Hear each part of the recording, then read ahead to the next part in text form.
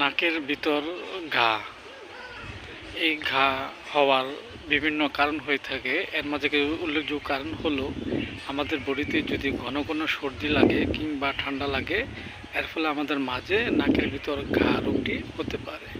এই ঘা রোগটি হলে আমরা হোমিওপ্যাথিতে যে ওষুধটি খেতে পারি সেটা হলো বেলসাম্পেরো 200, আমরা 2 ফোঁটা করে সকাল বিকাল 2 বার সেবন করতে পারি। Thank you so much.